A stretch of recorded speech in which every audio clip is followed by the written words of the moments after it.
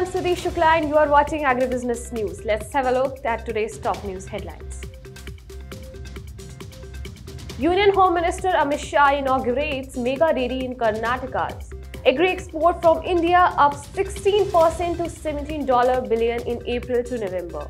Krishi Jagran organizes webinar with Dhanuka Agritech Ltd on weed management in onion crop.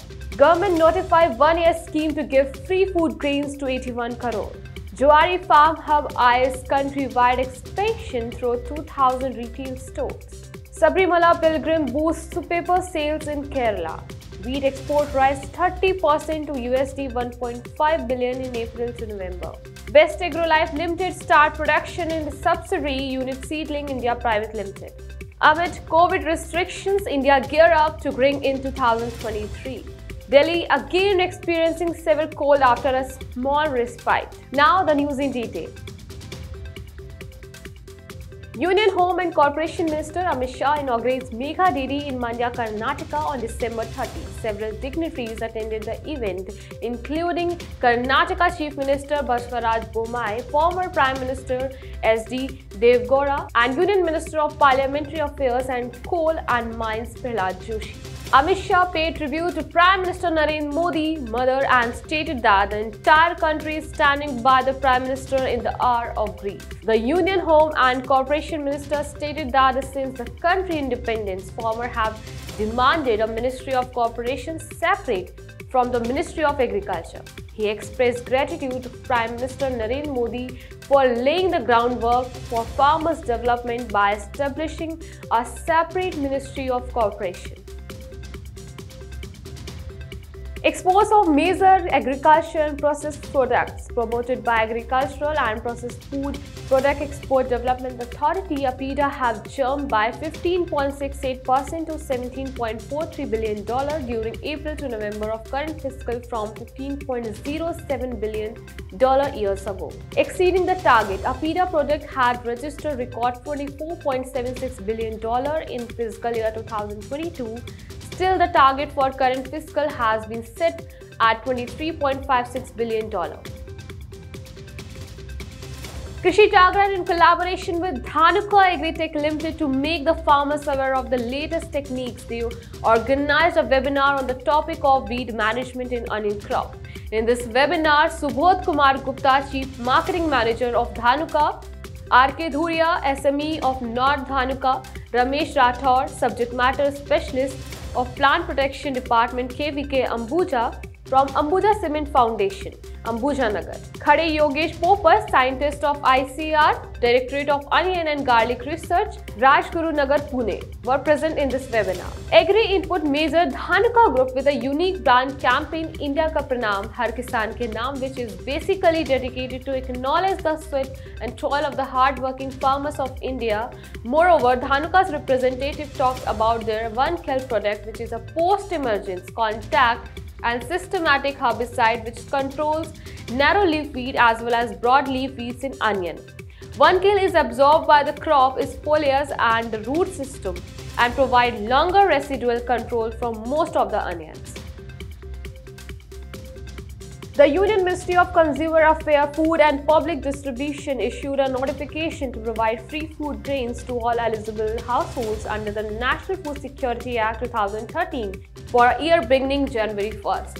In a notification, the ministry said, in pursuance of the provisions of Schedule to the National Food Security Act 2013, the central government hereby decides that the rice, wheat and coarse grains shall be provided free of cost for all eligible households under Section 3 of the National Food Security Act 2013 for the period of 1st of Jan 2023 to 31st of December 2023.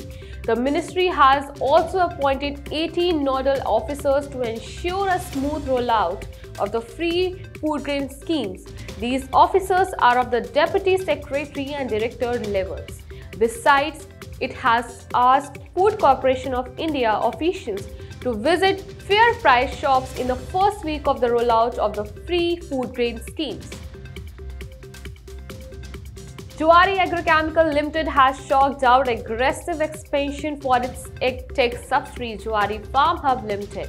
which is set to triple its retail footprints to around 2,000 stores across the country in 2 years.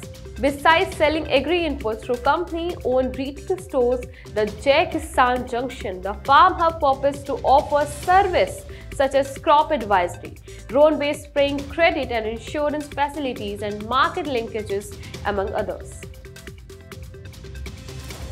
The Sabarimala pilgrim season has brought cheers to the pepper farming community in the fag end of 2022 with a better price resolution for other produce. Twitter says that the farmers are selling 500 gram packs of pepper at 500 rupees to pilgrims, mainly from Karnataka and Andhra Pradesh. The 2-month-old pilgrim season, which will conclude on January 14, is expected to generate more demand. Wheat export rose 29.29% to USD 1.50 billion during April to November this fiscal from USD 1.17 billion in same period of the previous year.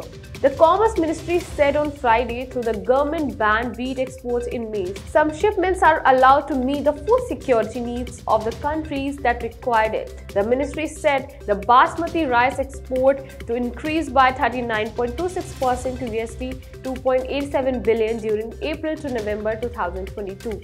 While that of non-basmati rice registered a growth of 5% to USD 4.2 billion in the same period. Best Agrolife Ltd, one of the leading agrochemicals in India, announced the commencement of production of its fully automated formulation facility Seedling India Pvt. After the successful commissioning of the formulation facility, the production of high-end formulation has started well in time there. Seedling India Pvt. Ltd, a wholly owned subsidiary of Best Agrolife Ltd, is a technology of savvy integrated research and development center located in Greater Noida, UP. It will be a one-stop site offering products based on WD-SC, JSC and EC. There is a separate facility for herbicide formulation at this facility. Best Agrolife Ltd set up the integrated research and development center to strengthen the farming community. India is set to ring in 2023 with the usual celebrations and parties, even as concerns about COVID-19 cases surging in January loom in the country. Police departments across the country have issued traffic curbs and advisories. Besides these, Karnataka government earlier this week mandated that all events held to celebrate New Year evening and New Year Day should end by 1 a.m. New Year Day is celebrated annually on 1st Jan in accordance with the modern Georgian calendar. Across the world, people commemorate the occasion with their family members and friends, wishing them good luck and best wishes for another year. In many places, there are massive gatherings. After a respite for 2 days, cold waves and cold air conditions again hit parts of Delhi on Saturday. According to the prediction of IMD set, the winter chill would intensify further in early January. Relatively, humidity recorded at 8:30 am was 90%. The maximum temperature is likely to hover around 21 degrees Celsius in the national capital. Notably, for the past 2 days, North India experienced warm weather due to the influence of a western disturbance characterized by warm, moist winds from the Middle East. Today's temperature in Delhi is 17 degrees Celsius. The maximum temperature would hover at 22 degrees Celsius, while minimum temperature is predicted to be 12 degrees Celsius. Now here is your agriculture general knowledge quiz question where you can win discounted coupons of FTB Organic, which is Farmer the Brand Organic. Which one of the following elements is at least likely to be found in commercial fertilizers? Option A, nitrogen. Option B, phosphorus. Option C, potassium. Option D, silicon. Do let us know your answer on this number 8800023204. We will wait for your answers. Till then, stay connected with Krishi Jagran Business. Thank you.